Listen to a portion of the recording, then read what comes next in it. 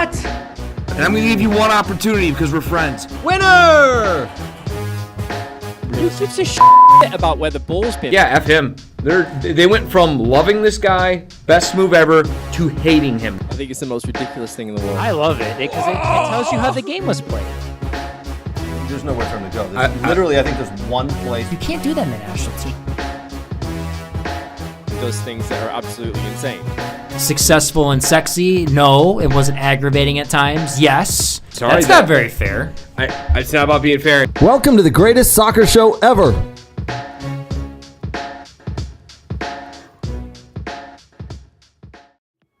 Well, hey there, ladies and gentlemen. Welcome to the weekly recap from We Are Soccer. Wow, it's been a while since we've had the pleasure of joining you and talking to you about soccer, football in our world here. We had a week off. We missed last week due to traveling and tournaments and all that good stuff. So apologies there. Plus, it was International Week, and no one gives a crap about International Week.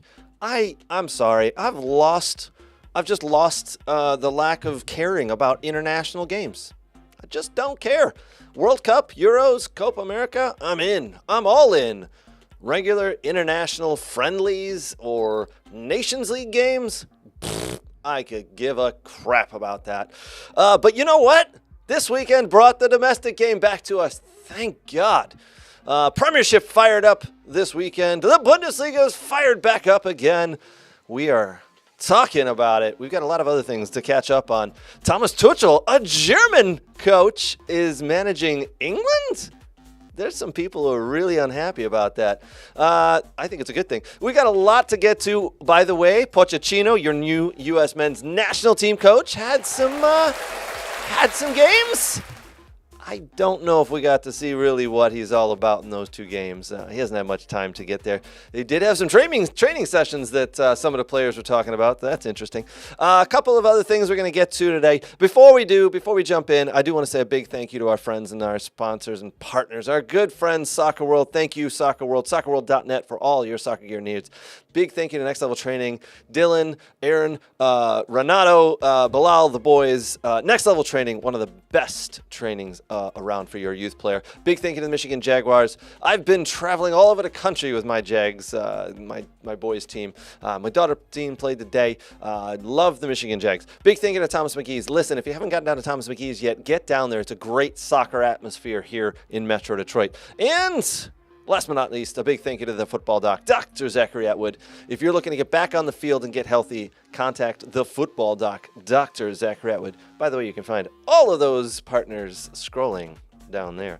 All right, boys, it's Nate, Brooks, and myself in the studio today. Nate, how are you, buddy? What's going on? Tired. Yeah. Hurt. Yeah. Mold. Yeah. Sober. Yeah. Whoa. I'm angered. Ooh. I'm unloved. Oh, well, welcome to being our age, right? Our age. I don't know. You're older than me. By like a year or two. I don't know what it is. Three, whatever. You lose track these days. Ridiculous. Yeah. I can't. I'm beat up. It's that time of year. It's the end of the. Nearing the end. The end is nigh. The end is nigh. Of the year or Year. or other? Yes. Okay. Yeah, all of it. Yeah, I get you. And it's just like daylight savings and stuff. Yeah. Oh, that's Got coming in 2 guys weeks. tapping on microphones over there. While you're trying to talk. Yeah. God. Let them in. Yeah. Knock, knock. Who's You there? know, Who's there? Geez, come on. It's spooky season. Maybe that was a poltergeist. The poltergeist. Oh, that's hanging around. Poltergeist. Yeah. I'm going to say I love you, buddy. No, you don't. I do. That's a bunch of crap. It's not. Nobody loves me. Whoa. Except for maybe. No. No. Welcome to being old and us. I get you, buddy. All right. Brooks, how are you, my friend? You good? Yeah. Yeah, a lot of college soccer during the week. And Oh, la-di-da. I'm good. Look at me, bragger. yeah, you know. Relaxing weekend. Just a dentist appointment, and then nothing too much other than that. Around the house, doing some chores, doing You some had a laundry. dentist appointment on a weekend? Yeah, that's weird. That is Yeah. weird. Do you have to pay extra for that? But were No. you part of the. Wait, bigger news. Were you part of the Cavity Free Club? Yes. Oh, look at you. Very nice. Did you get a sticker? No, but I got the little baggie with the floss and the toothbrush and Yeah, everything. you get it. I love how he's like, yeah, I had a pretty relaxing weekend. I had nothing to do, so you know what? I scheduled my dentist appointment for the weekend. Yes. While the rest of us are driving all over the freaking place for kids soccer. And my dentist is in the Fisher building, which is nice downtown. so- Downtown, you get to hang out downtown. You do anything else downtown, or just there and back? There and back. Wait. That's a hell of a drive. Just Hold for on. you- Surely, there's no one there's closer? like There's thousands of dentists like in between like you and the Fisher building. Like, Yeah. How did you? My dad went to that dentist, and when I switched dentists from our other one because he was really expensive, we just changed, and yeah, All right. good dude. Yeah, I'm not questioning the dude. I'm just saying like. there's Surely, a lot of there's gotta be you probably drove past 400 dentist Probably. offices on the least. way there. Probably. Yeah. You know what? You should have stayed down there and like had a beer somewhere or lunch or done something. Well, there was like the marathon. Trent Marathon was going on this weekend. The marathon stuff was yeah. today, but then like 5K and 1K were yesterday. So too many people. They split those up now. They used to do Yes. them all the same day on the Sunday, but now they split the 5K and between the Saturday and Sunday. Yeah. they split the 5.5 up. I didn't know that. Yeah. Oh, all right, whatever. Too many people. I will say this. Something that was kind of cool. I met ran into some. Well, we actually planted some high school friends. Actually, I haven't seen in a gajillion years, and that was kind of fun. Nice. Oh, little reunion. Oh, I Yeah, did. just a bunch of guys. Just a bunch of dudes like Bunch to of hang dudes out with. being dudes. Yeah, drinking beer. On Tuesday, Yeah. I did talk to the IU staff before the Michigan game. That was cool. Very Saying hi nice. to Todd Yeagley. Todd Yeagley. Mr. Todd Yeagley getting his 200th victory against our Spartans on Friday night. And Mr. Kevin Robeson. Yeah, Kevin Robeson, the coach of the Hoosier Army for the TST tournament. Mr. Christian Lamelli, who's the goalkeeper coach. So, yeah. Just over here dropping names, huh? Yeah, We you dropped know. some names for Kevin. How it goes. Look who I talked to this Yeah, week. Kevin. I talked to, who else I talked to? Before the game, I talked to Josh Mayer. That's the freshman at IU. His older brother, Jack, plays for Nashville. Then Joey plays for SLU. So, yeah, that was pretty cool. Name Talking dropping guy. Yeah, look know. at this guy over here knows Let me drop some names. everybody. I try. Yeah. All right, boys, let's jump in. Lots to get to. Why don't we start with the Premiership that fired back up yesterday? One of boy. Oh, the yeah. what? going back to why you don't like international games. I think it's just too much soccer nowadays. Yeah. Do you think it's too much? I think not just me. Judging by your attitude towards those games, Mr. Negative Pants, so do you. Yeah, I just don't like the level of soccer. To be honest, it's not Because great. they lost to Greece. No, I didn't even watch it. I didn't even watch it. And then I saw they were down. I go, God, I hope they lose. God, I hope they lose. Yeah, but load management, that's a topic on today's list, Nate. Oh, boy. Load. Load management, players complaining about playing too much. We're going to get to that. Lots to get to there. All right, Premiership Soccer, let's fire it back up. A bunch of games yesterday happened. My Aston Villa won 3-1 after being down again 1-0. 7th minute, Raul Jimenez, the Mexican forward for Fulham. Very nice goal. Bumps Torres off the ball. Pau Torres has been excellent this year. But unfortunately, he's lightweight, and Pau Torres knew it, bumped him off the ball, slotted the ball in. Emiliano Martinez, maybe could have done a little better, but is what it is. But Aston Villa come back 3-1. Morgan Rogers gets a goal, lucky bounce, puts the ball on frame, gets a lucky bounce off a defender's leg, goes in the back of the net, and then Ollie Watkins to the rescue once again, and then an own goal from Fulham there. Villa win 3-1. Not really climbing the table, but staying steady there at 4th. We'll put the table up in a little bit.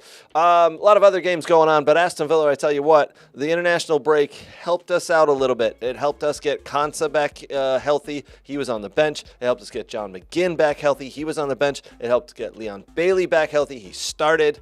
The international break, as much as I hate it, came at a very good time for Aston Villa because they had injuries. And they're going to need all their players here because they've got a lot of games coming up. Yeah, Champions League. Champions League coming up on Tuesday. FA Cup, right, too? That's going to be kicking in there sometime as well. But I tell you what, just you play Saturday, Tuesday, Saturday, Sunday. I mean, it's just Sounds ridiculous. like college soccer. It does. But, yeah, obviously the Premiership. College soccer. Just the scheduling. That's what I mean. There is a lot of soccer going on. A lot of the players complaining about it. Again, load management. This is why you need a big squad of players. This is why you must carry 25, 24 solid players that you can pull in and out of. And Villa have had to do that. They've played a couple of youngsters this year, and it hasn't really hurt them. But trust me, At some point, it will if they don't continue to stay healthy. Other games that happened yesterday. The first one yesterday morning here in America was Tottenham going down 1-0 to West Ham, and then all of a sudden they remembered, oh wait a minute, we're good. Remember how to score goals. They run out 4-1 winners. Well done to Tottenham. Keeping pace there. I gotta feel bad for West Ham. Why do you feel bad for West Ham? They spent so much money and brought in so many players that I thought were gonna do a lot better than what they're doing. You and me both, man. You're just waiting for them to turn that corner, right? Yeah. I've been waiting for them to turn the corner for I keep talking to some West Ham because I do know some West Ham fans. Oh, Jason Appleby's one of them. Yeah. Look at you and your posse. I don't talk to him. Okay, all right. Just kidding. I love Jason. Yeah. Hi, Jay. But real West Ham fans from like West Ham area and stuff like London and whatnots. Yeah. Not to say that's kind of mean to Jason. Not to say he's not a real West Ham fan, but He's a real fan. Okay, He's a real but fan. you know, a and real I'm just person. we're like, all right, they're gonna turn the guy. Surely this week it'll be the week they turn the corner. No, surely next week will be the week they turn the corner. No. And it's just like, what's going on? Like, I agree. They got off to a good start this week. They were winning 1-0. They scored an early goal, and then a red card happened, and then Tottenham remembered, oh, wait a minute. We're Tottenham, and we're playing at home. Let's do this. 4-1 winners. Heung-min Son gets a goal, back healthy, so that's good for Tottenham. Listen, Tottenham, I expect them to be up there, provided they stay healthy, provided they can keep Mickey van de Ven and Heung-min Son healthy. I expect them to be in the top 5 or 6. Fortunately, Tottenham aren't Brighton. Wait. Fortunately, Tottenham aren't Brighton. Yes. How? Explain. Well, we're 5th in the table. They're 7th. We got a couple point lead on them. We win games. You do. Yeah. Danny Welbeck with his 100th goal, right? Yeah, Danny Welbeck, Yeah. but then he was also stretchered off the field. Yeah, took a that's knee not to the good. back, and they say he should be okay. We haven't Yeah. really heard too much, but he had to be given oxygen. He was in a lot of pain, stretchered off the field. So hopefully he can come back. Danny Welbeck, I forget how old he is now, but good Lord, still banging in the goals. He only had 5 goals last year. I think he's got 5 already this year. Yeah. Yeah, he's doing well. Big win against Newcastle, though. Yeah. I tell you what, though, he needs to stay healthy for Brighton to do Him and Matoma. well. You need this year. those two, and yeah, then absolutely. All right, Brighton did win 1-0 against Newcastle. By the way, Newcastle on a little bit of a slide. If you'd asked me to put money on this one, I would have put money on the Newcastle team winning, but they were at home as well. Yeah, Nate. a little bit, just a little bit. Just on the side. just a little. Yeah. Are you sure about a little? Well, let me know what my little. I don't know. The last 4 games, loss, draw, loss. That's a lot of bit of slide, buddy. That's a That ain't good there, buddy. that's a big slide. That's a slide like you got the demon drop is calling a little bit of slide. So why don't we look up what their next 3 games are? Yeah. Let's Newcastle. go. Good. Yep, I got you right here. Here we go. Oh yeah. Here we go. Go ahead, Brooks. man, Here we go. What we got? Yeah, okay, here we go. The next 3 games here, they are playing Chelsea, which they're going to be away on the 27th of October. And we have an EFL Cup game against Chelsea again. So hold on. The brilliance of this is you could play the same team twice with Chelsea, and it could be 2 totally different teams because you have a roster Yes. of I think 364 Yeah. people 364 Yeah. and growing. Yes. And growing. Yes. And Saturday, November 2nd, they host Arsenal. Oh my word! So they play. Listen, not that I don't care about the EFL, but I'm only worried about the league at the moment. So they've got Chelsea in the league, then they've got Arsenal in the league. And then they are away at Nottingham Forest on the 10th, which, they're Hold only on, sneaky. though. Hold on. know. Hold on. Nottingham Forest, draw, win, draw, loss, draw. The last I was about 5 to say games. Ooh. It ain't bad. No, it's not. No. it's not. They don't not have a Gio pushover. Reyna, It right? ain't bad. And they don't have Gio Reyna, Yeah, That's probably 'cause they're surprisingly. winning. I know. Surprisingly. right? I mean, listen, Nottingham Forest are not a pushover like they've been in years past. So how long do we give Eddie Howe up there in Newcastle? I think if they need to win 2 of the 3.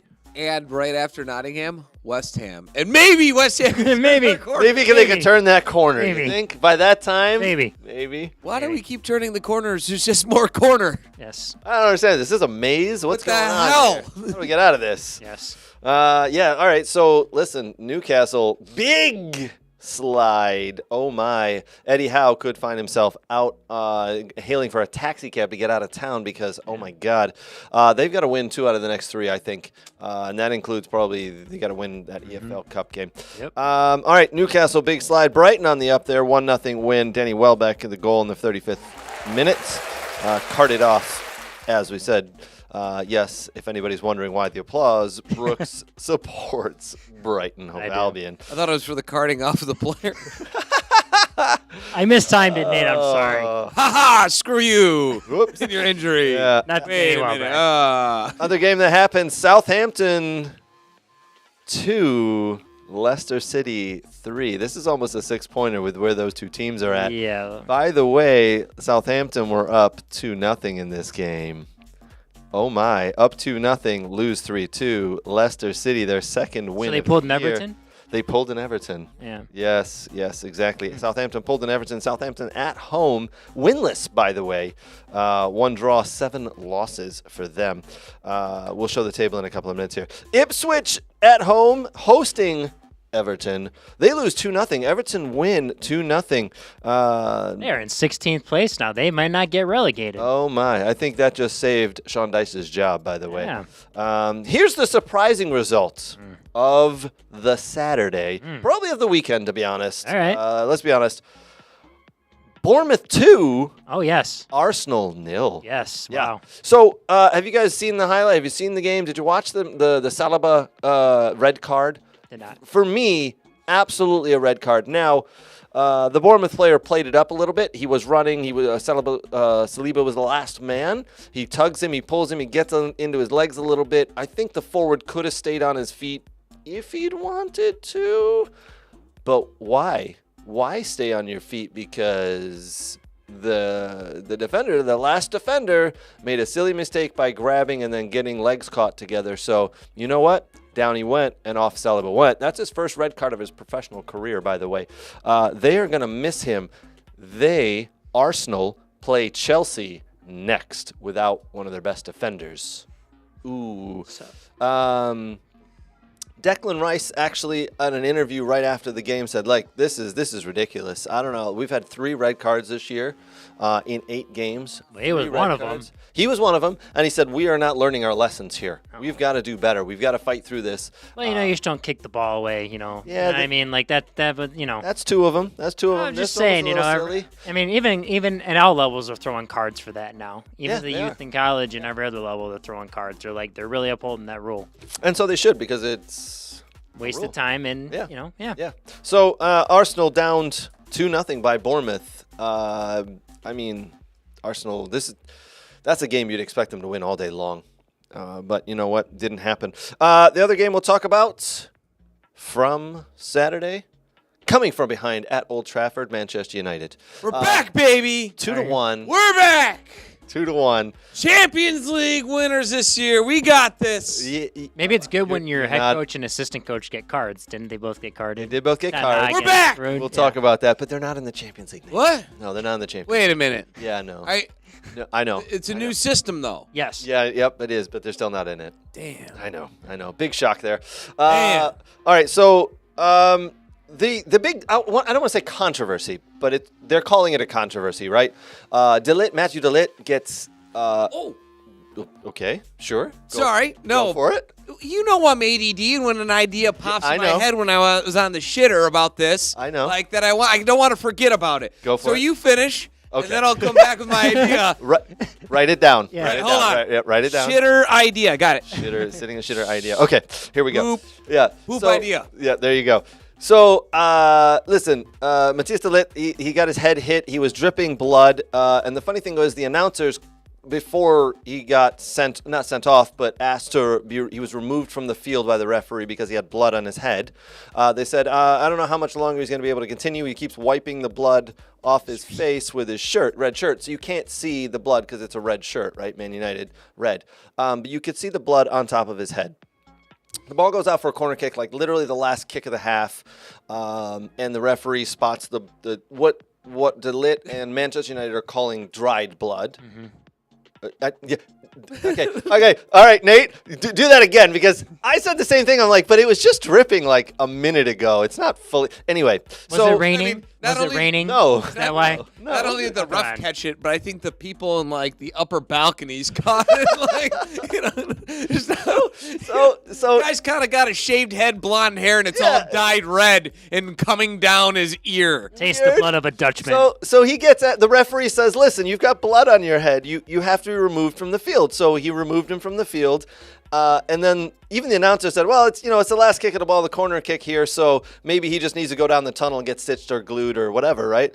The ball comes in and Brentford score a goal. They score a goal on the corner, right? Yeah. Pinnock scores with a great header, by the way. And you see Ruud van Nistelrooy and Erik ten Hag and Matthew De Ligt going absolutely crazy, and they're like, "This is not right. Why was he removed from the field?" And in my head, I'm going, "But that's the rule. Like, you can't have any blood on you. You technically can't have it on your uniform either. That's why they keep backup uniforms." So I'm like, but then all of a sudden I'm seeing online there's a big controversy. Like, oh, it's not really a controversy. So the rule's right. There's no controversy. okay. I want to change the rule. I want to change the rule. so Go for if it. you have a head injury, No, if you have a head injury or bleeding, I think a short-term substitute should be allowed, because what happens essentially is you're being penalized by having to play 10 men while someone fixes and works on a player. isn't it considered a concussion though if he comes off with a head injury? No, it wasn't. you get it wasn't repla- considered. You do concussion protocols and checks. Right, but to it the league. wasn't. It was- You can he do a was bleeding. concussion sub, Yes. but it wasn't. It wasn't a concussion. It was just blood. He just banged heads. Okay. But while you're mending the play, I get it. You don't want the Yeah. game to stop because that's boring and that's not Yeah. what we do. Right. You should be allowed, I think, a short-term sub Yep. for 3 minutes to attend to the player so he can then go back in. That's an And then can go back in. That's an interesting and thought. then go back in as soon as the next outage. Correct. So if you watch, Matthias De Ligt was never left the sideline, never left the pitch. They fixed him up right there. Actually, once that goal went in, he turned around and got pissed and kicked one of the I balls. saw that. Yeah. Like, and so it's not like the guy was concussed. And I get it. You have to have the player come off. Not only because it's gross, because he's bleeding everywhere, but you have to attend to the injury. But at no point is that player actually subbing out of the game. Right. The game is continuing. So essentially, and you kind of got to feel they're wrong because the rule is right. Right. But you do got to feel for them, United, or any team. Sure, because any team essentially that's in that they're being situation. penalized. So how can you do this? You allow maybe a short-term sub Sure. for 2-3 minutes until that player can come back. That's an interesting thought. Yeah, because you really can't make yourself bleed out of the No. head. But No. that's a good thought. And that's again yeah. determined. Right. And then someone will go, well, what if they fake it? Fake what? How The you ref, fake that. yeah, exactly. And the ref is the one insinuating. Determining. And you could as a coach say, no, we're fine. We'll fix it and play 10, or no, we'll take that advantage. We'll use that. I like that. That's a good thought. Is it? See, and I was taking a deuce, and I thought of that, and it was brilliant, right? Well done. It's like the good vibes are shooting out of me, as well as last night's alcohol. Something. And it was after a cheat day as a Whopper. And A we're gonna Whopper and lots of beer. and we're gonna go right from Flying that. right out of me. We're gonna go right from that to some comments that are coming in here, Brooke. Yeah, we have a few. for it. So we have Ryan Oaks is commenting here. They simply did not score, meaning Man United, in that corner because the Dutch Maguire was off getting treated. There were 9 other Dutch Maguire. There were 9 other players to clear the corner. No excuse. Dude was bleeding. Bleeding like a stuck pig. No. Should have been off minutes before Agreed, that. Ray agreed. Charles could have seen that stream of blood. 100% agree. I do want to say Dallo didn't follow Pinnock there on the run. He just doesn't follow his man.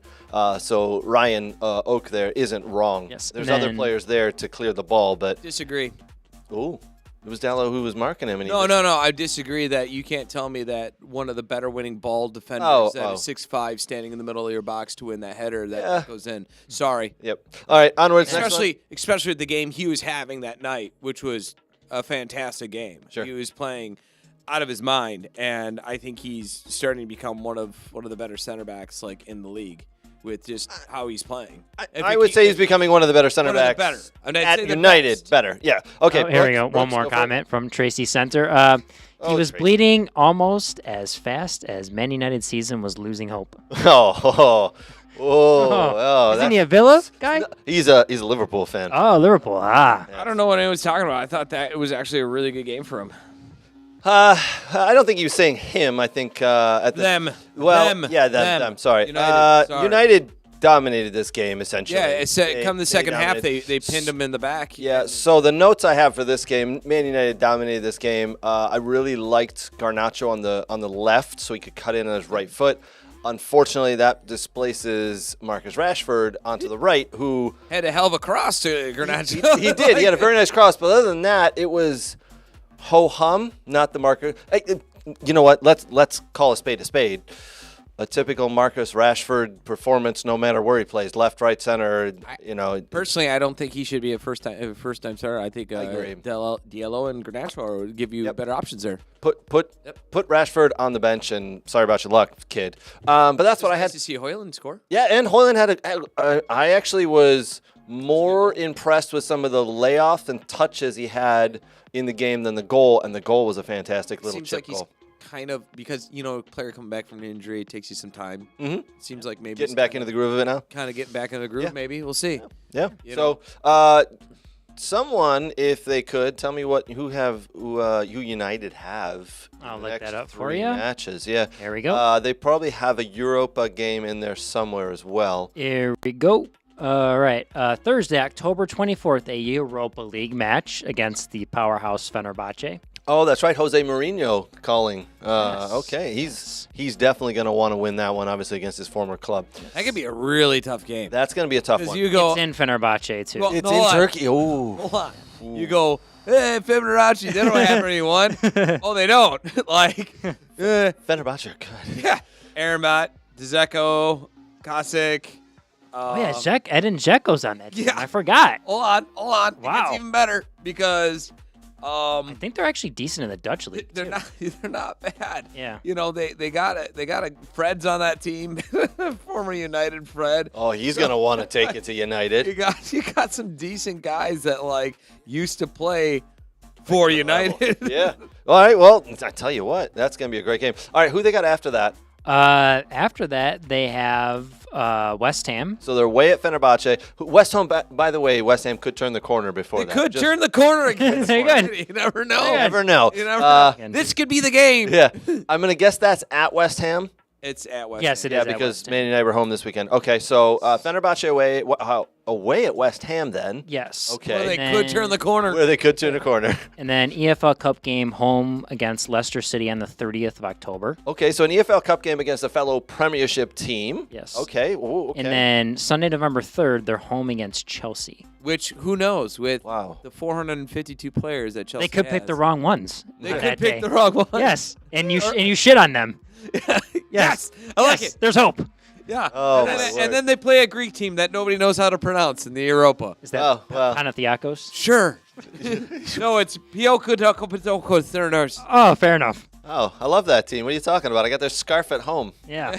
Oh, you do? Yeah. Oh. That's lies. Yeah, absolutely. It's just, oh, no, it's not. That's just an alphabet scarf I have. Sorry. Oh. That's what I thought he was saying. All right, so listen, it's Man United 2-1 winners. They needed that win. That did it for yesterday. The games today, we had two really good games, by the way. Wolverhampton Wanderers, the Wolves, hosting Manchester City.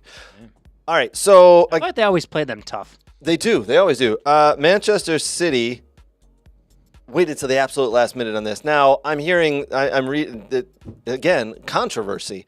But when you watch it live or you watch the replay, you're like, there's no controversy here. That's a goal. Sure. So just so everybody's aware, Wolves did go up in the 7th minute, 1-0. They actually could have gone up 2-0 several minutes later, but unfortunately the guy blew the breakaway wide.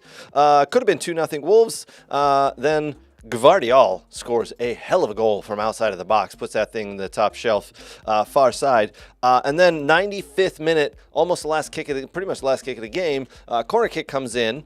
I will set the scene for you. Sarr, the Wolves goalie, who had a phenomenal game, by the way, is on the goal line. Bernardo Silva backs into him, as he did for the prior corner kick.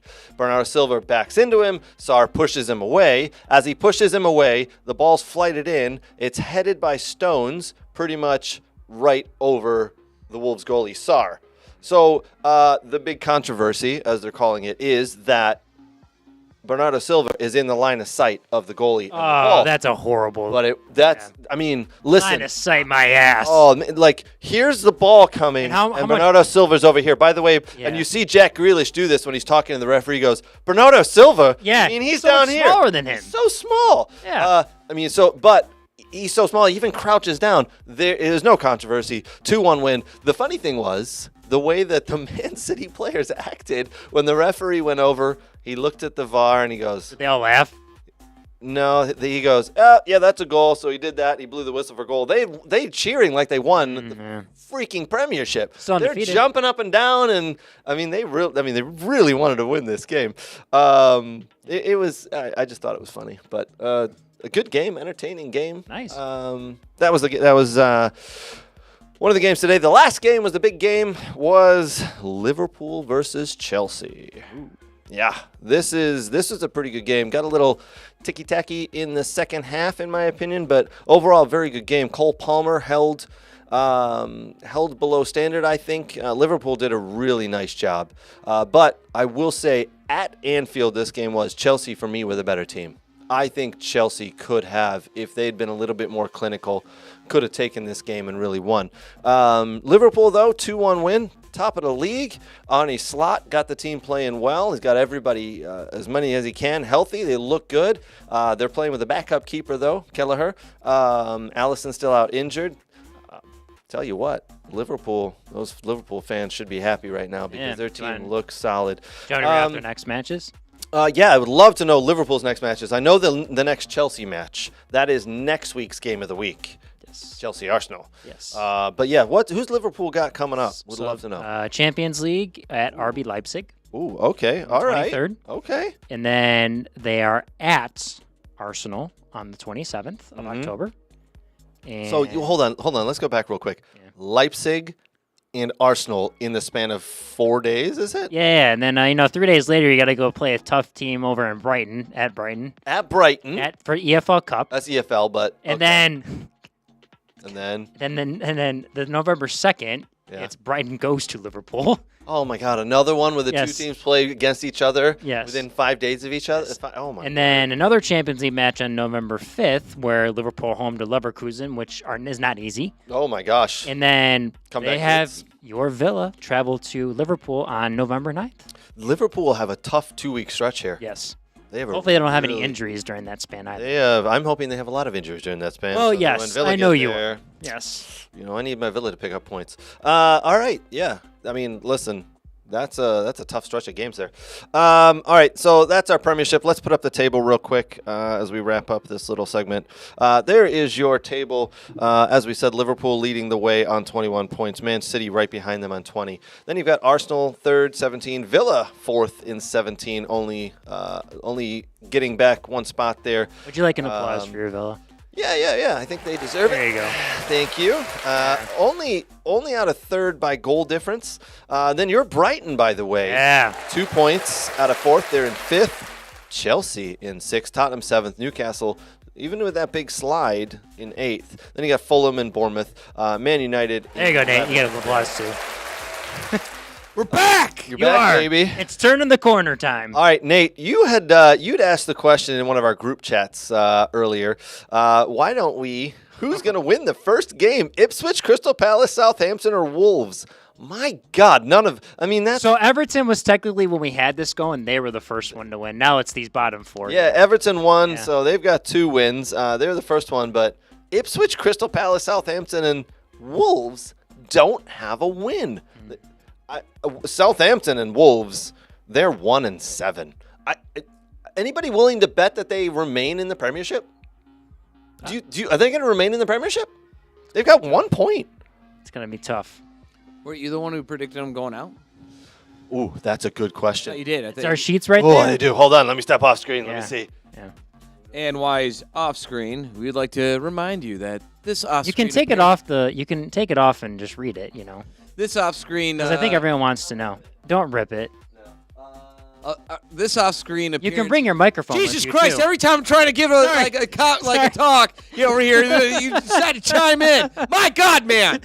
So, anyways, this off-screen step off was brought to you by Dr. Atwood. Ooh, well When you done. need to step on your game and step off of your injury, call Dr. Atwood, the doctor. Football doc. He won't interrupt you when you try to goddamn read a line, Brooks.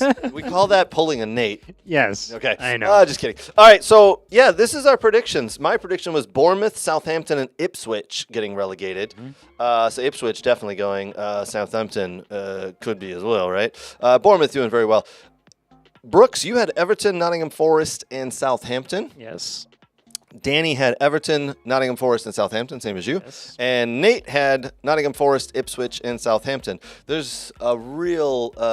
So, whoever you had the Wolves. We all picked Southampton, right? we all had Southampton. So none of us had Wolves or Crystal Palace. None of us had Wolves or Crystal Palace, but a lot of us had Ipswich, who are only on 4 points at the moment. I swear I thought you said Wolves because they lost their best goal scorer. Yeah. Yeah. To Swear. Chelsea. Managed to, Yeah. yeah. No, I think, they still have a solid team, but I think they're gone. So, boys, people Up to 4, huh? people out there who are watching, do we think that Southampton or Wolves, do we think that they make it? Do they continue in the All right, Premiership so- at the end So of the who year? wins first? That's the first question. So right? here's Nate Daniels' rule of thumb when it comes to if a team is real or fake. I know what it is. What is it? It's the goal difference. Goal difference. Goal difference screams. Okay. Yeah. So Fair enough. Because you can have a run of bad games and stuff like Correct. that. But if your goal difference, like if you look at the goal difference, eventually it will become even, and Yes. always does within realm of reason. Like you look at Yeah. a team if they're sitting top of the table, and they're like goal difference is lower than the three teams below them. I guarantee, just over time, they're going to drop out of the top. And So that would be below. Crystal Palace look like they may somehow find a way to escape here with -5. And you look at Wolves, -13. You look at which is the lowest in the league. Yeah. Yep. -12 for Southampton, which is the lowest in the league. -10 for Ipswich, which is the lowest in the league. Based on what we're looking at right now today, They gone. they gone. Yeah. They gone. My pick, if whoever was going to win first, was probably Crystal Palace, just because the experience Agreed. they have. Agreed. I think they can claw their way out and, get in that 17, 16 spot, I agree. Yeah. I agree. Could be Palace. And once West Ham turn the corner, they'll go above Once West Leicester Ham City. turn and that Brentford. corner. God, they're turning that corner There- any minute Yes. now. Any minute now. Any minute. Any Yeah. minute. Signal's on. They're waiting to turn. You're just waiting for that hammer Yeah. signal. They're like Yeah. an old lady trying to turn left. Yeah, yeah. Yep. Oh, boy. Oaks gonna thinks, Oakstrom thinks Southampton's going to win first. Yeah? You might want to follow him. He wins a lot of bets. He does. He didn't win his bet, though, his parlay, though, he said, because Southampton screwed him. That's what he said this past weekend. Yeah, Let's never see. bet on Southampton. Yeah. All right, we got a lot. Three games Southampton plays Everton. That's winnable. Possible. That's winnable. In 3 games, Wolves play Southampton play Wolves. How did I miss that one? Oh, you know what? Yeah, there was an EFL game in there. Okay. Oh, screw that. Yeah. There you go. There. That's. We'll see who gets that race first. Yeah. And what we got? Ipswich. In 3 games they play. Oh, there. Yeah, that's not A lot of tough teams. they're in trouble. They're in trouble. All right. Before we completely jump away, what we're gonna do is we got a lot of other stuff to get to, so we're gonna skim through a lot of it. Coming up soon here, we're gonna talk about Thomas Tuchel, Mauricio Pochettino, load management, protecting the players. Tim Ream had an interesting comment that he put out there last week. Jurgen Klopp, by the way, joined the Red Bull group. A lot of people wondering what the hell that's all about. And Don Garber made some interesting comments. We're going to talk about that. Oh, and then you're going to tell us about college soccer at the end of all of that, huh? Yes. All right. Where do we want to start? Do you want to talk, Nate? Why don't I give you the choice? Out of those topics, where do you want to go, buddy? Coming out of the break? Yeah, well, coming right out of the break. Where do you want to come back to? Let's see. Do I need to take an extra piece? So maybe college soccer, or do I want to leave early and leave college soccer towards the end? So many decisions. Yes. Let's go Poch, baby! You want to go the Pochettino? Let's go some Pochettino! We're going to talk Pochettino and Tuchel. Yeah, you got to bring it up after a commercial break. You know what I mean? We gotta. That's going to be a really interesting one, by the way. Because who's got more pressure, Pochettino or Thomas Tuchel? We'll talk about it in a minute.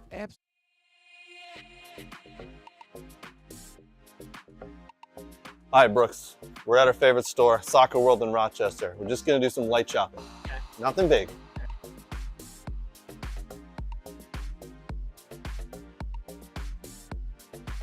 Ooh, pretty colors. Oh, and one of these too? Ooh, Germany. Nate would like this. Hey, Brooks, look at all these. Look what I got.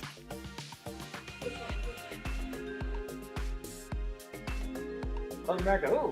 Wow, that's not MLS. Cool. Socks? No.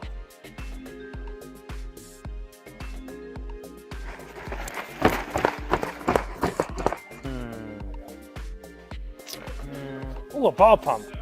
Next in line. Sir, you're next. Right. That's a mannequin. You know that. Huh? It's a mannequin. Oh. Sorry, sir.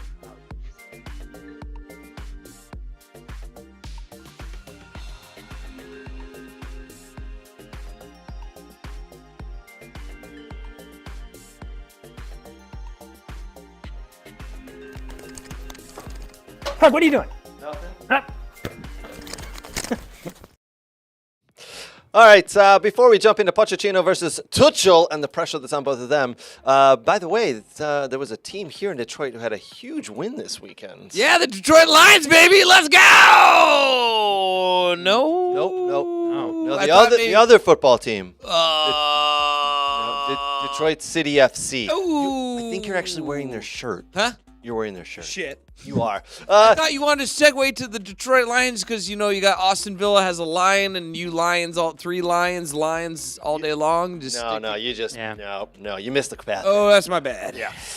So Detroit City FC did officially clinch a playoff spot. So I think that needs a round of applause button. Yeah. Nate Steinwasser scored a PK. Hold on, though. Did he really? Yeah, did I took miss the that? PK at the end. He did. What? But I'm going to say this right now. They stole my move. What's your move? Rewind. Exactly 1 hour before Steinwasser takes his PK. Youth coach of the Stars, working for an illustrious organization, Michigan Jags, as his goalkeeper takes the PK. Oh, wow. Oh, you did that. I did that. James Renton lets his goalkeepers take PKs? Wow. What? I just said he did it. Wow. Yeah. Wow. Anthony? No, he is me. Oh, my God. No, I didn't see that. Wow. Why did you call yourself? Wow. Wow. Yeah. The Jags have a lot of good coaches. I'm just saying. They stole my move. Yeah, they did. They apparently. stole my move. Why did you let your Copycats. goalkeeper take a penalty kick? We were dump trucking this time. Okay. Yeah, All right. I just, right. To make the kid happy, okay? And- I was a goalkeeper. And Sometimes actually, you want to score. You want to hear something funny? Yeah. Because my goalkeeper's pretty smart. He asked me the same question. He goes, Coach, why'd you have me take the PK? I went, have you scored this year yet? He goes, Exactly. no. I go, there you go. There you go. Did he score? Oh, he buried Okay, it. good. All right. He buried it. Nice. Not good when they I kind of felt bad because, I was not hoping he missed. I was just kind of like, That's when funny. you're beating up on a team, I'm like, and I look at the coach, I'm like, he's the least likely to make. And he placed a great one. I'm Wow, laced it. Well done. I guess I'm well an done to idiot. that goalie. Yeah. All right, let's jump in. Let's go. Thomas Tuchel has now become the England national team manager. If you can't beat him, join him. Yes. Well, I want to read you. He knows there's a lot of people in England who are very staunch. Really? Yeah, I don't know if you know that. Really? Wait a minute. Are you telling me that the Bombers chant that you guys do, whatever it's called?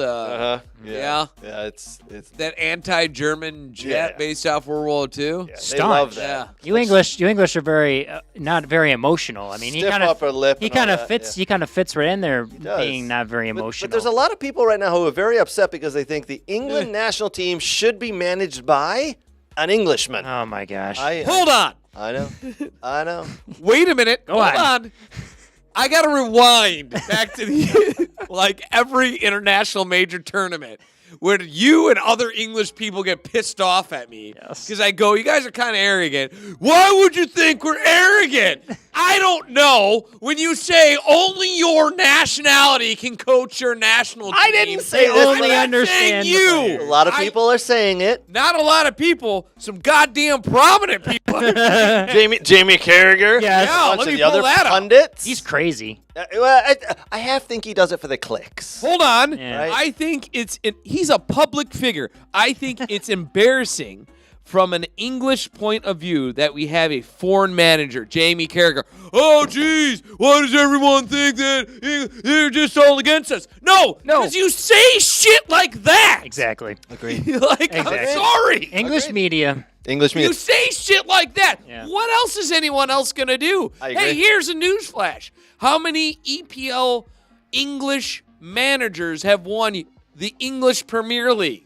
Big A zero. big fat zero. Yes. How many English managers have ever won a international tournament? Big fat zero. Big fat zero. Yeah. So I don't know. Let's just say in the last 50 In the years. last 50 years. Let's go. Let's True. let's Yeah, preface true. it. Fair enough. We Fair do. enough. We Yes. do have a World do. Cup. Yeah, and You that was an English manager. I That believe. was yes. in England. Yes. Yeah. So, but Thomas Tuchel's response in an interview to this was, listen, I have a German passport, but all of these supporters can feel my passion for the English Premier League, how I love to work here, how I love to live here. Hopefully, I can convince them I am proud to be an England manager. You're going to win the World Cup. I don't know about that. You're going to win the World I Cup. don't know that, but we No, have no. a lot better of a chance with him than we did with Southgate. You're going to win a World Cup. It's going to be With the the Ger- USA versus England in the World Cup. You're gonna win a Most World tactical Cup. managers ever. You're going to win a World Cup with a German manager. Yes. And your whole Doesn't matter. Your whole island won't know what to do. Your whole country will just be like, As long as we win it. As long as we win it. shit. And then every coach going forward has to be international. I don't care. I don't care. As we said in the group text, obviously everybody knows Danny, 100% English. He has the accent and everything. I know. Yeah. He does have the accent. But God, both of us said, great, this is a great hire. I don't think it's a great hire. by the way. 100%. Did But then not Nate was like, yeah. did not see the English Football Association going outside of their little group and doing this. So I soccer gods have- applaud them for doing something different. Because what has not worked in the last 50 years, Nate? What they've been fucking doing. Well, So now let's try something different. You've had foreign managers before. We have. Don't get me wrong, we have. You've had foreign managers. And we've done pretty well with those managers. Hey, But done pretty well. I would say in the Capella last- was good. Capella was good. Eriksson was really good. But I will say the way the game has changed, I think the last 12 to 15 years, So English managers, they're just not up to snuff. here's the problem. They're not very diverse. Tuchel, so a couple problems that Tuchel has. Okay, then we can always talk about the good things. Sure.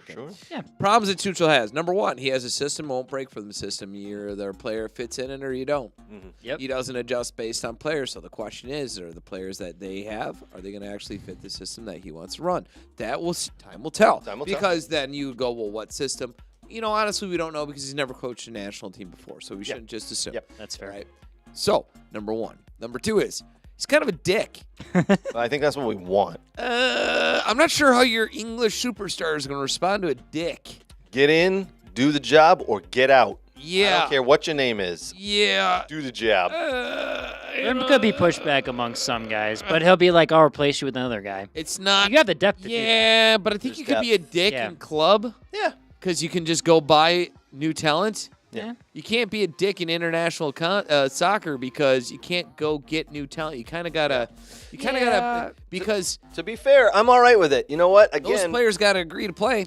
because the previous manager was more of like a Favoritism. players manager where he Yeah. really got I Buddy, really buddy. like this guy. Yeah, Like Calvin, Berhalter? Calvin Phillips. Like Berhalter? Very much like Berhalter. Yeah. Gets used to his guys. So Yeah. if you're not cutting it, get out. Yeah, but I agree. But a lot of successful international managers usually are player-type managers and get the best out of Yeah, it. this is true. So that's true. That But is a bit of an issue. This is very An issue. what England just did is essentially unique. what the USA just did, right? Something outside, shooting for the stars, Yes. getting a top manager instead of just bringing in someone with that same nationality who out of New Jersey or out of England, right? So Number 3 hasn't been all so successful with the clubs he's been at, really.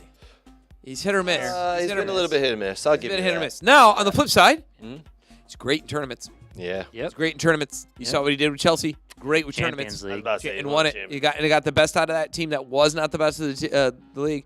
And that's He what is- we need in the big games. How do you get? How did Chelsea look the better team against Man City 3 years Exactly. ago? How did that So, happen? he's great in tournaments. He did it. He's always been very good in tournaments. You got Kai Havertz to score a winning goal. He's always been good in tournaments. Even when he was at Munich, they were doing great in the tournaments. That's true. So he's great in tournaments. So this could be his jam. Number 2 is he is a very tactical manager. Yes. So he's extremely smart. He can adjust. Yes. So we'll see what he puts together. And number 3 is, like you said, it's outside the box. It's different. Yep. All right. So outside That's the my box. 3 goods, 3 bads. Outside of the box, different. Mauricio Pochettino, we had a big discussion about this once he was hired a couple of weeks ago. He's now done a couple of games, won and lost. Who out of the two of those? He's shit, by the way. Because he lost to Mexico? Yep. Yeah. You can't take the coach out of Tottenham, but you can't take the Tottenham out of the coach. You know, I think It's exactly what- American pundits are starting to annoy me more than, honestly, English pundits, to be honest with you. These old fogies that used to play on the U.S. men's national team. You said the word fogies just Yes, one more they're time. fogies, yes. Okay, They are. cool. They're old fogies. Like who? Like Mr. Casey Keller and, I don't know, honestly, Lawless kind of upsets me too a little bit. You wash your mouth. Sorry. Lawless is Apologize. he is a national treasure. I will hear nothing bad about him. He's going into the high school Hall You of can Fame here in Michigan. You can soon? disagree with Lawless after you call him a national treasure. Yep, agreed. I- I'm just saying, they're getting annoying by, Mr. like, Lawless, we know you're watching. they're We like, oh, this apologize load for management Brooks. BS, and when we play Mexico, it's got to be all in. So Hold on. Hold Hold on. I want the players healthy for 2026. If they pick up an injury because Mexico want to be a bunch of dicks and decide to, take out Pulisic and take out our top guys that are playing, and then they're stuck with an injury, then they can't play with their club team.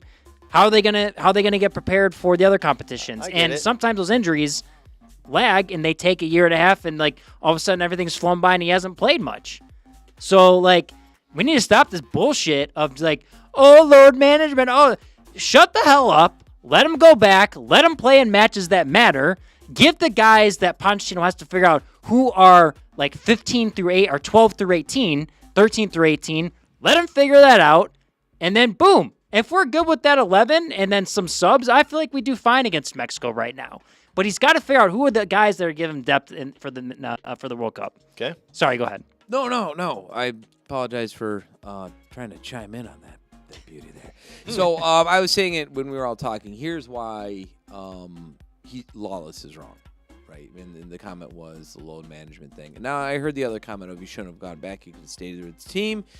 Maybe. It depends on how that conversation went. Maybe Ponch said, you just go back. It's fine. Yeah. Here's why people criticizing the load management thing is wrong. Can I just quickly set this up in case people don't know? Yeah. Sorry. Yeah. Christian My bad. Pulisic played in the first U.S. men's national team was against Panama, whoever the freaking hell they played, right?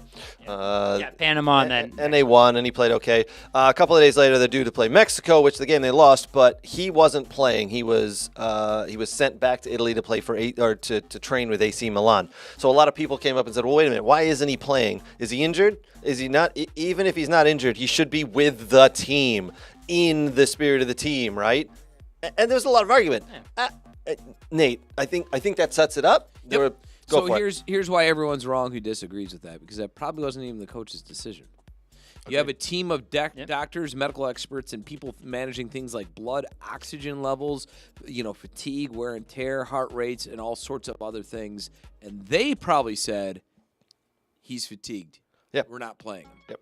And that's where you got to trust in your training staff and medical staff. Yeah. I'm willing to bet that that's how that conversation went. Yep. And I'm willing to bet that that's why he wasn't playing. Here's something that I don't think a lot of people have thought of. Mauricio Pochettino, this is his first step and foray into international games. You know what he's had to deal with the last 15 years of his life, coaching at the top level for club? Players disappearing for international games. Correct. And him going, God, please don't get injured. Yes. He's fatigued. We know he's fatigued, but you want to play him in this international friendly? Why? So he goes, wait a minute. Let's talk with AC Milan. If Pulisic's going to be there for the next 2 years, let's be good with them. Let's make sure we're in cahoots with them. And this game, which means nothing, Yes. let's send him back. Yeah. And then next time when the game actually means something and we want him to be here, maybe they'll cut us a little slack. Yeah. He knows the ins and outs and the rigmarole of coaches talk. Because, sorry, Nate, I do know that international coaches do talk to the club coaches. They all have to be on the same page because load management is a thing. And I have no problem with him disappearing back to AC Milan to get healthy and just be ready for his club games where he is performing. He's performing like hell in AC. It's so good. Top 10, Top of his top game. 12 forward, midfielder, whatever you want to call him, winger Yeah. in the world right now, the way he's performing. So two things. One, you know, he used to do a lot of that. Klinsmann. Yes. Correct. Klinsmann did a lot Because of he was a former club coach and player himself. And the return was when he would talk to clubs about players. Mm-hmm. He got a lot of players in Germany playing, Yeah. signed over there, and like Because Bobby Wood those coaches you know, knew they could trust knew, him. Trust him. trusted, and respected his opinion.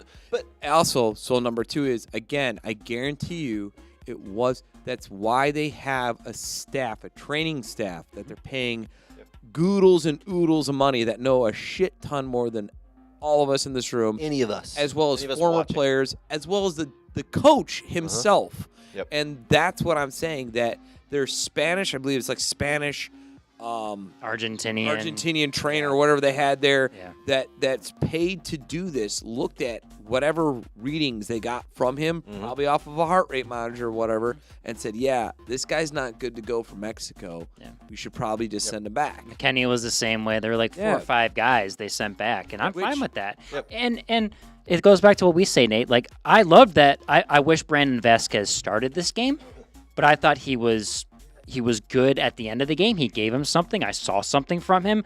I just want to see the guys that need chances to play, and it's a tough opponent against Mexico where really nothing's on the line except, pride, obviously. You want to beat Mexico. Sure. But how can you compete in Guadalajara and, the other guys that haven't secured spots yet and are trying to fight for spots? I think it's important.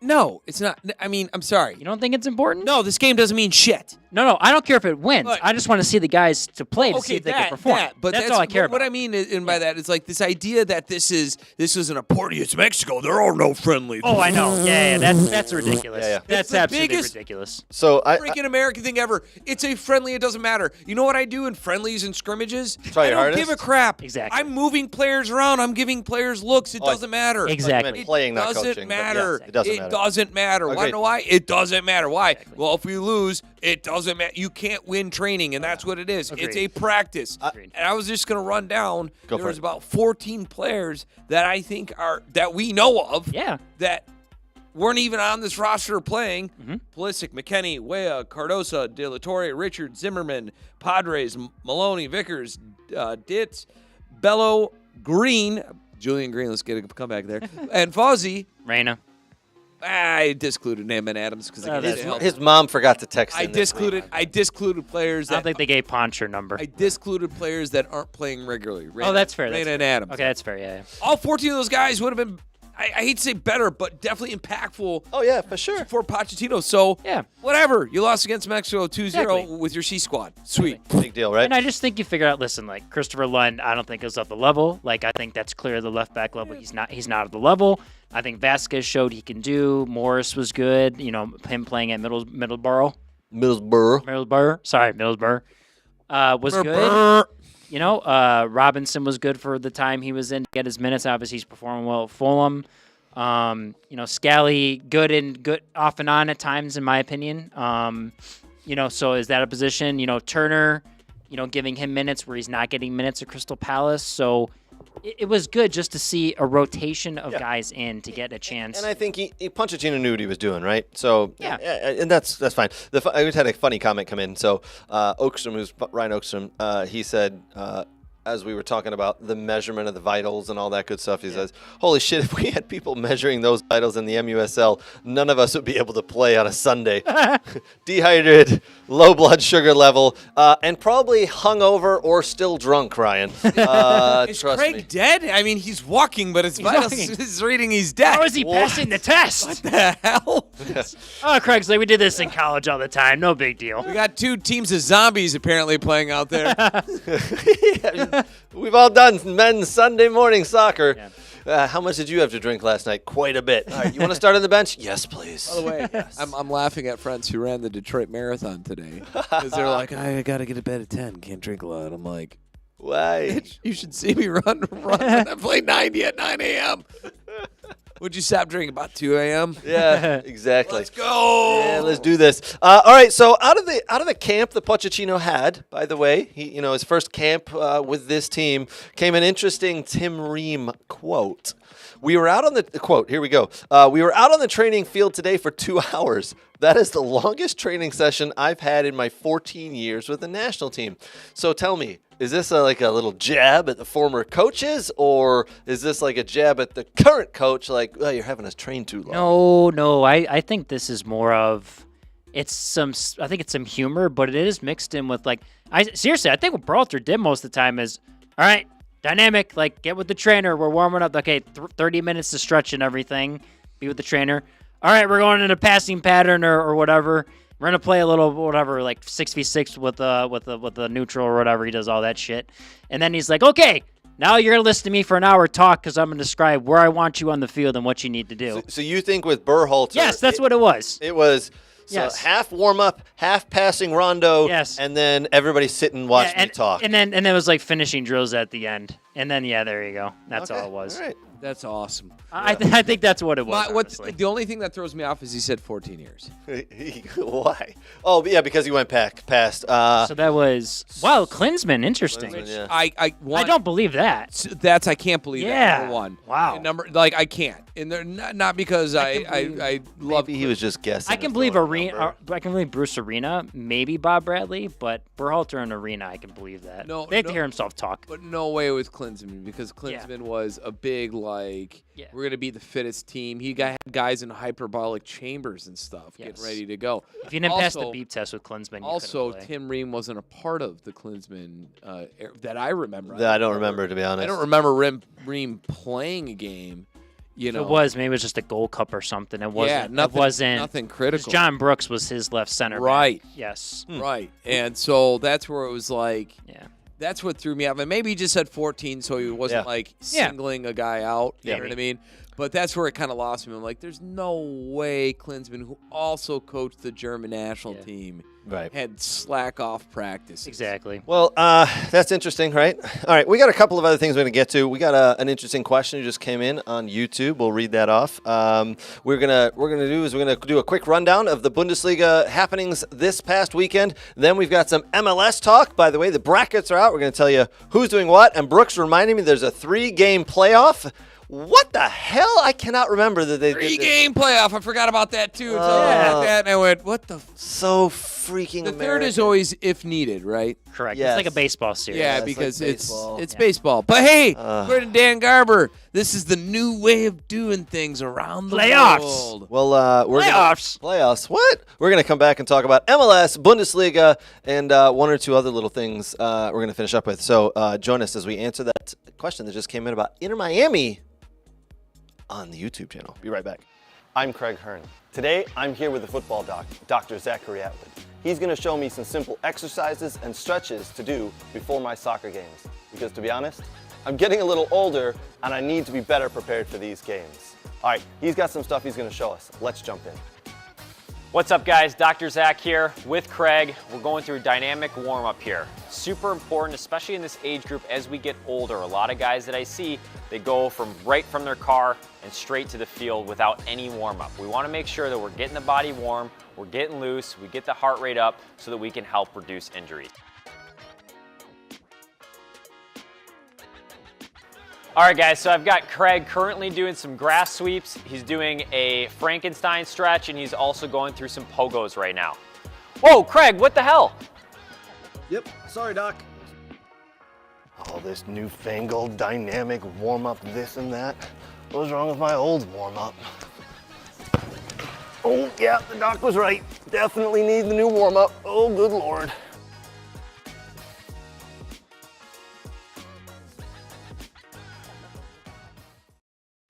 All right, so listen, we did just have a nice little question come in on the YouTubes. Why are FC Miami in the Club World Cup 2025 and Liverpool aren't?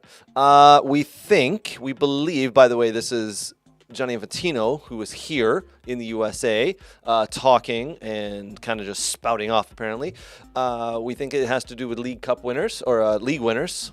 But why? But what is But Liverpool? how? What has Liverpool won?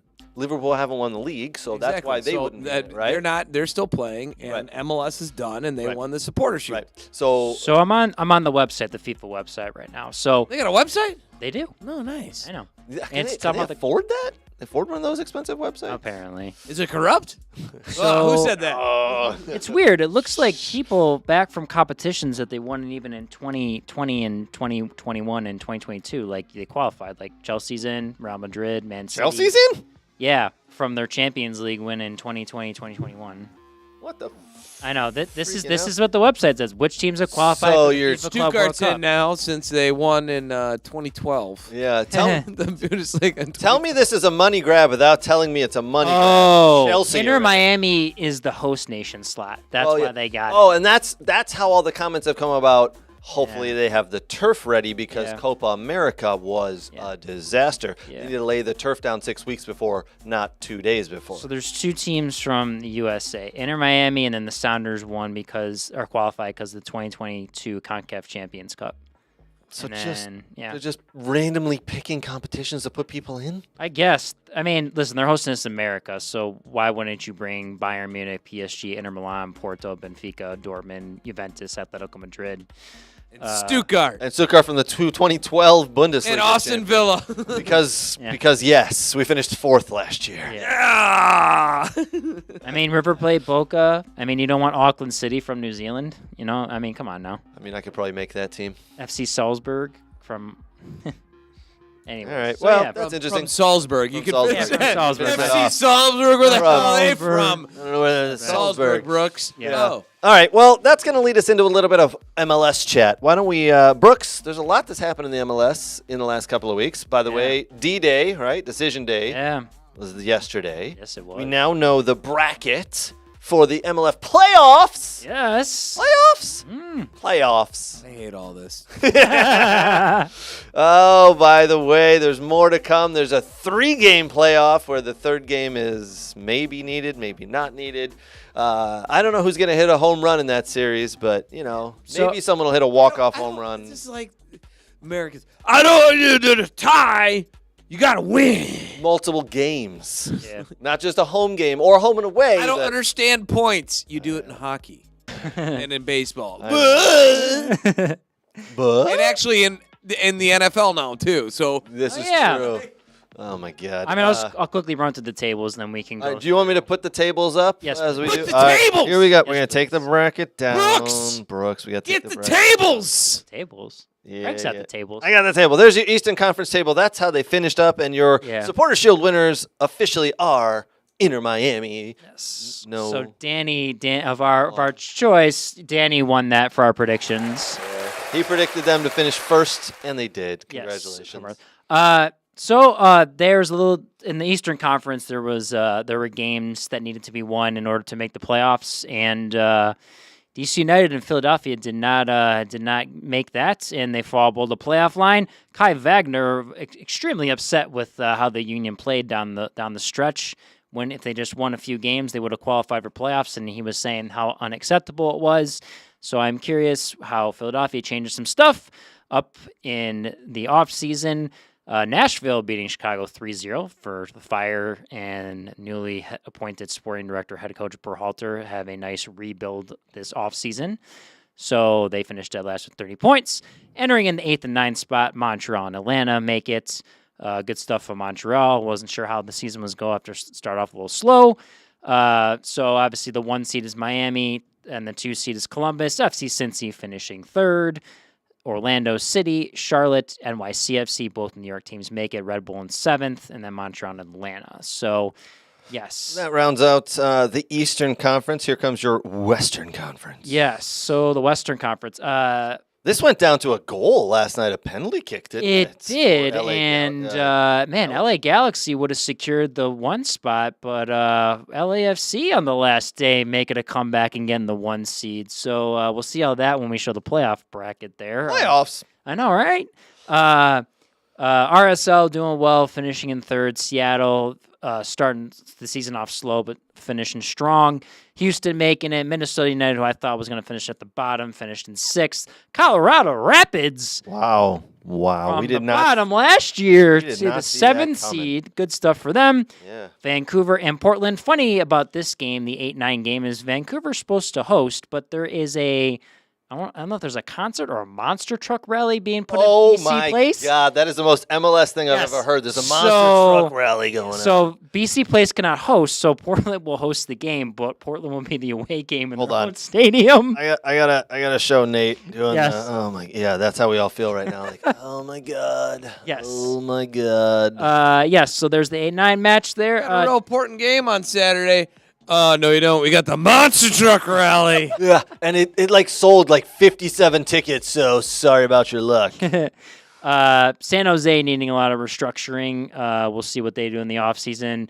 We'll see what Sporting Kansas City does with Peter Vermees, who is the sporting director and head coach. Do they keep him in both positions, or does he go to one? Fire himself out of one of them. I know, right? Yeah, fire himself, right? St. Louis City with a disappointing year, firing Bradley Carnell in the middle of the season. They couldn't recover, so we'll see how St. Louis City responds. Dallas making the playoffs last year, finishing out, and then Austin FC firing Josh Wolf. We will see where Josh Wolf ends up. And they have a lot of international guys taking over in the front office, so we'll see how much things change there in Austin. Well, here is your official bracket, MLS playoff bracket. I know it's hard to read, sorry. A little bit small, but that's the only thing I could get.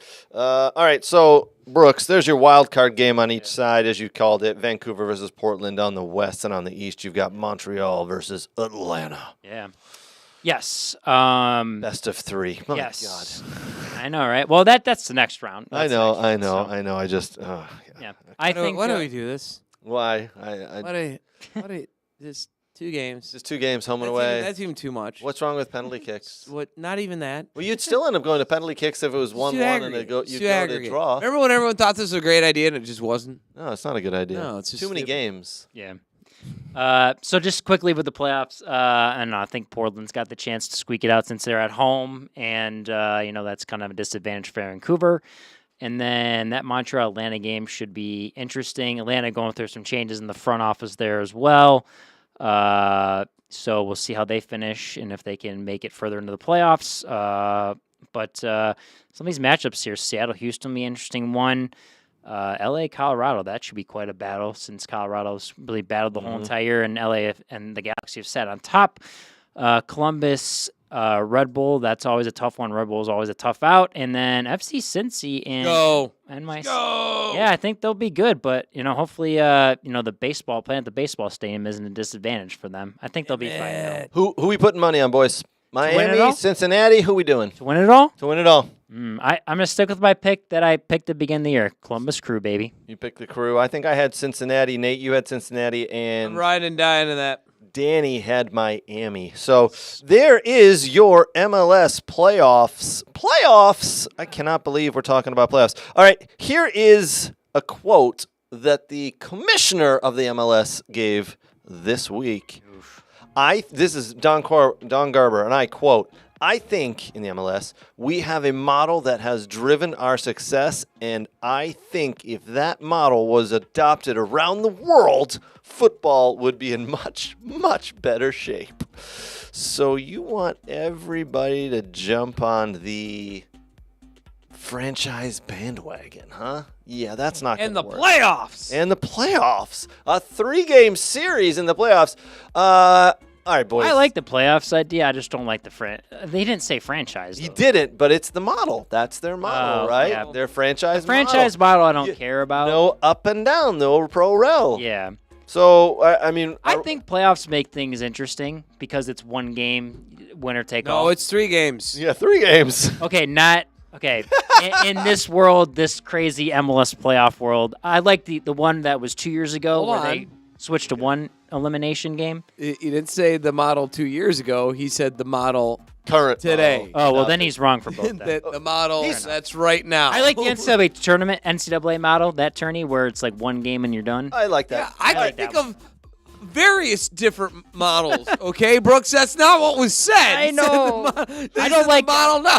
Like, you know, it's We can all just say this is complete garbage, right? yeah, Like, he's an idiot. He's just he's a very smart man trying to sell his own league to people who may want to invest in his league. Yeah. That's all he's doing. He's just selling his league, just selling. So the league is a closed league, no Yep. pro rel, franchised owned. Yep.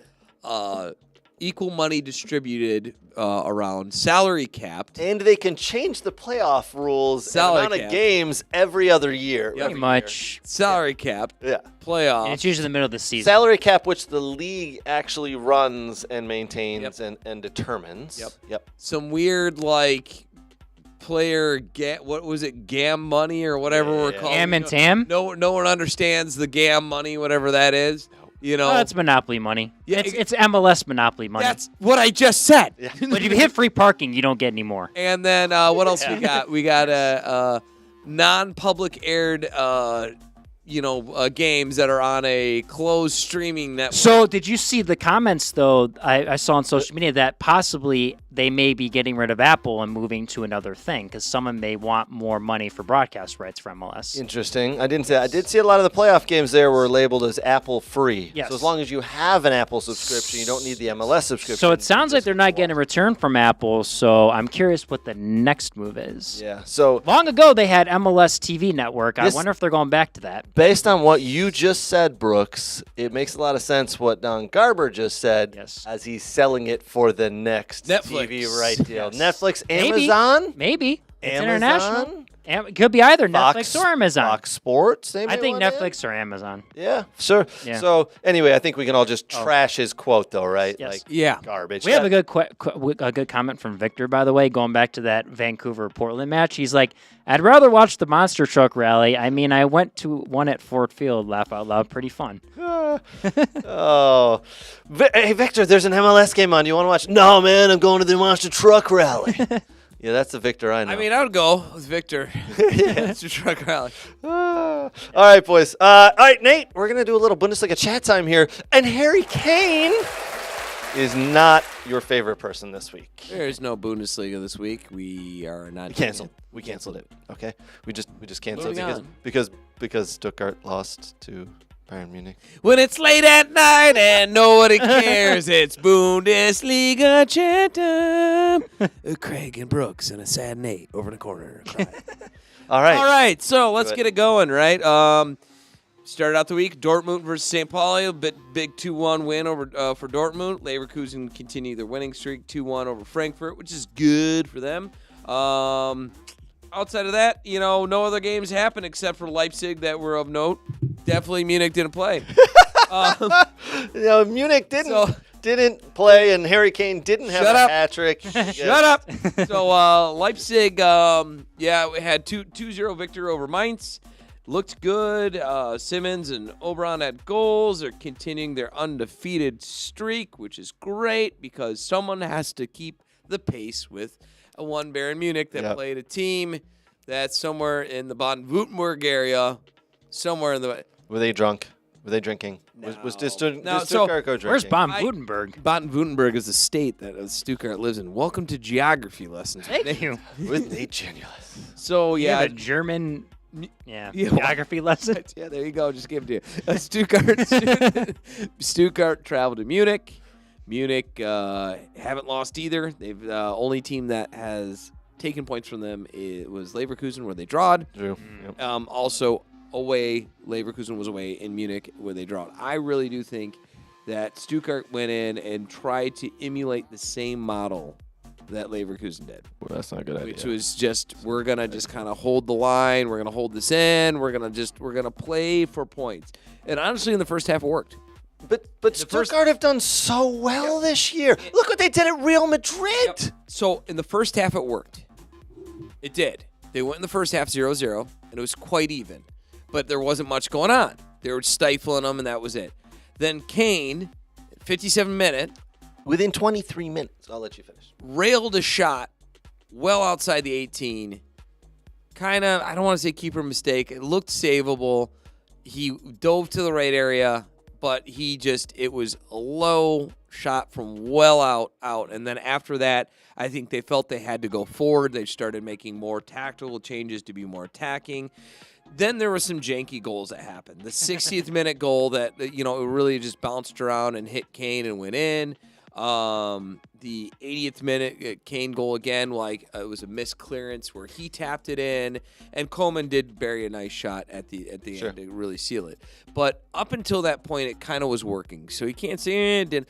It was working, and then just comical errors happened to where Kane was just scoring inside the box from things that were deflecting off people and stuff like that. No, I get it. Not to say that, Munich was the better team going forward for sure. I think Stuttgart went in there and went, let's just try to get out of here with some type of result. And when it didn't work, that's when all the changes started happening, and they were all offensive tactical changes to try to right the ship, if you will. And it just by that time it was a bit too late. Yep, understood. All right, here's your table, Nate. Here is your Bundesliga table after match week 7. As you said, Bayern Munich at the top there. The only one keeping track with them is RB Leipzig, both on 17 points with the goal difference, obviously, for Bayern Munich, much better. Very, very tight still. Munich has 17, points. And Leipzig is right behind them, tied with 17. And Freiburg isn't far with 15. Leverkusen, 14. Union tied with 14. Frankfurt, 13. And Dortmund, 13. So from first to 7th, you basically have only 4 points separating them, which is extremely tight. And then at the bottom, we also have Bochum and Houston Kiel, who can't win. Who wins the first? Well, let's see here. Kiel, next 3 matches. Play Stuttgart! Yeah! Revenge Not going to win that one. No, we are pissed, and you are coming in. We are going to thunderclap you. And then Heidelheim needs a win, and they go to Kiel, so they're not winning that one. And then they travel to Bremen, and, that's not going to probably bode well for them. I'm just going to put money on Bochum now, then. Bochum. You might want to take that back there, buddy. They're playing Munich, Frankfurt, and Leverkusen. So they're going to be winless in the next. So they might not. I don't think either team's going to win in a while. Fair question. Do they win before Christmas? That's a good question. They got to win before Christmas. I don't know. Do They'll they probably play each other. other? They'll play each other and draw. Yeah, there you go. I will say Union interesting with Kiel. Union Berlin played Kiel. Guess who's back? P-Fox back. Whoa! Back again. In the Bundesliga, huh? 75th minute, our hero comes running in and is then subbed out 87th minute with a hip injury. Right. So he'll be back sometime in November. Thank you, P-Fuck. Yeah, thank you. Speedy recovery. And also on the U.S. men's side, a Wayworth Maloney played the full game against Heidelheim. One day, maybe Pochettino will. I think he will. He will. Because I think he'll give him a call up. He's a full-time starter at a defensive mid-role, even though they lost against Gladbach That's okay. today. Starting in a good league, I think he'll get a call up. He's a starter. The one thing I didn't mention, just quickly with Pochettino, is that he's got so much more European connections than Berhalter does, so I'm sure he'll get all the players that are needed. All the players. Well, Maloney flat out said every team needs a workhorse, a guy who grinds, a guy who puts in the dirty work. I am that guy. And if this is his direct quote. I saw that. Yeah. If USA calls me, they don't even need to pay for my plane ticket. I'll go. How could you not call that guy? Exactly. How could you not? That would be like, wants I'd be to like, yeah, I'll die be right for there, the red, buddy. white, and Yeah, blue. just come on in. Yeah. Come on in. All right. He's so German looking too. He is. When he came out and I saw him live in Austin, he had the slick black blonde hair. Oh my God. Tall, big, scary. Yeah. I was like, wow, you are very German looking. Unlike Chi, who's Japanese. Yes. Like Justin. Justin Chi. Yes, Justin Shea, yes. Who I don't think we're getting him. I know everyone keeps harping on that guy. He's To, playing for Japan. To wrap up Bundesliga Oh, chat yeah. time, Nate, I got one last piece for you here. Bayern Munich. This has came out Let's recently. go. Karl-Heinz Rummenigge, who's helping to run Bayern Munich, quoted as saying, "I don't know if we'll extend Manuel Neuer's contract, but everyone at the club knows how important he is to Bayern."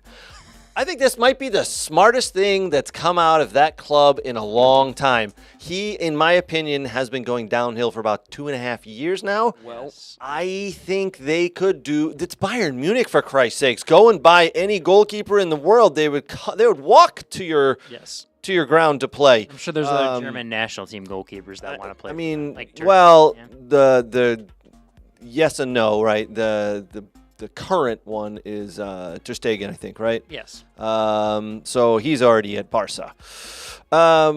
but you also have guys you can pull in that are actually playing in the Bundesliga who They can go buy anybody in the would Bundesliga say- they want, right? well, I would say are probably better than Manuel Neuer, for Manuel sure. Neuer, or a little.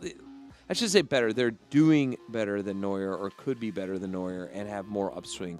And one of those guys is actually loanee from sitting at Stuttgart, who's on loan from Munich. Well, You know, well, they got a decision to make at the end of the year whether they extend him or bring in someone else. I think don't- based on this from Karl-Heinz Rummenigge, they're bringing in someone else. I don't think they're going to make that decision. I think he's going to retire. Yep. I Yep. think because he's already retired from the national team. He's going to be 39 next year. I think he's done. I think he wanted to come back and prove he could come back from that nasty broken I leg he think they'll- sustained. whatever they win, and I think that will be it. And he will Right off into the sunset. Yes, right off. Adios. 'Cause again, he already He's won everything he can well, win. and he already retired from the national Yep. team. So that's usually the first Yep. nail into the coffin of retireeism, Yep. and then we see where they go from there. Yep. Correct. All right. Well, last segment of the day, ladies and gentlemen.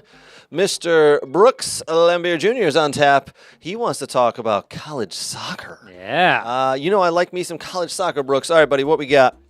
Yeah. So you want to put up the tables? through Yes, the top I 25, do. and I got those pulled up. All right, Brooks, here is your Division I men's soccer rankings, number 1 through 25. Yeah, so just kind of recapping, it's been quite a diverse year in the men's and women's program, that's for sure, with the transfer portal opening and NAL and all that stuff. I mean, you've really seen a lot of kind of smaller college programs kind of working their way up into the top 25 and whatnot. So I know West Virginia, and this will obviously pivot this week when they release the new rankings on Tuesday. But West Virginia up there, Stanford playing well, just actually lost to San Francisco earlier this week. Marshall doing well, Chris Grassi in that program, very solid program, and that play well. Some good football at internationals there. But just some programs to note. The only team that remains undefeated is here in the state of Michigan. That is the Western Michigan Broncos are the only team left in men's college soccer that have not lost a match yet. So That's incredible. That's incredible. Applause for Chad Wiseman and his coaching staff and players. Yes, sir. Yes, and then if you want to flip to the you top go. 16, Here's yes. your Division I men's D1 committee's top 16. Yes. So an explanation for people. This is if the season ended today, this would be your top 16 seeds in the NCAA tournament. Ohio State, Mr. Brian Mazanoff doing exceptionally well at Ohio State this year. Representing the Big Ten. Yes, exactly. Great job. I very much do in line agree with pretty much everything. Notice in 13 and 14, 2 Missouri Valley Conference teams in Missouri State and Western Michigan. So the small conference would represent. Getting some love. Yeah, Hofstra up there. SMU now in the ACC in there as well. Denver at 8. But good diversity there. And I'm interested to see how this changes as the weeks go. And then number 15, is from the Ivy League, Cornell. Cornell, So there you go with the men, and then Here come your women. yeah, the women. Here's your Division I women's soccer rankings, 1 through 25. Yes, Michigan State dropping down to 21. It's crazy how much the women's rankings fluctuate after you lose a game or draw two or whatever. So, but I'm sure Mr. Hosler will work his way back up into the top 15 with that program. But I mean, you kind of look at the top: Duke, Wake Forest, 2 ACC schools, Mississippi State, and then number 4 North Carolina, ACC school. So the SEC up there with Mississippi State and Arkansas. Stanford now in the ACC. There's another ACC school there. Santa Clara, the normal powerhouse. There's a lot of women's national teams, national team players. But yeah, it's a lot of movement up and down here. But the Big Ten and ACC representing fairly well here in the top 25 for the women, and then we'll go to the top 16. Here you go, your Division I Women's Committee top 16. Yes, crazy. Top 3 seeds are going to go to ACC schools here: Duke, North Carolina, Wake Forest, followed by 2 SEC schools: Mississippi State and Arkansas. Now, Michigan State getting in the 10 here. Even though they're 21, they're in the 10. Right. How is that? Because of the strength of schedule? Well, I or think when the committee meets, they all say, "Hey, like, who have they played? Who have they beaten?" Yeah. You know, I think when you do when you're doing the top 25, and obviously you base it on your RPI, did you win where'd you win away games and everything? But yeah, kudos to Jeff Hauser and the Spartans right now for, potentially if they keep progressing and doing well. You got work to do, though, right? I mean, do. you can't just rest in the laurels. You got to win some games. Can't lose any more here. Yes, you got the rest of the regular season. Then people forget the Big Ten tournament. the tournaments. You got to win. You got to do well in those to maintain that seed. So good for them. So yeah, there's a little bit of college soccer for you. All right. Very nice. Well done, Brooks. Appreciate that. I do want to say a big thank you to our partners. Big thank you to Soccer World. Big thank you to the Next Level Training. Big thank you to the Michigan Jaguars FC. Big thank you to Thomas McGee's. Get to downtown Detroit, Eastern Market, Thomas McGee's. What a great soccer atmosphere that is. And a big thank you to the football doc, Dr. Zachary Atwood. If you're hurt, if you're injured, you need help rehabilitating, or if you want to do some baseline testing, get to Dr. Zachary Atwood. All right. That'll wrap it up for me and the boys here. We appreciate you joining us, and we'll be back next week. Until then, cheers.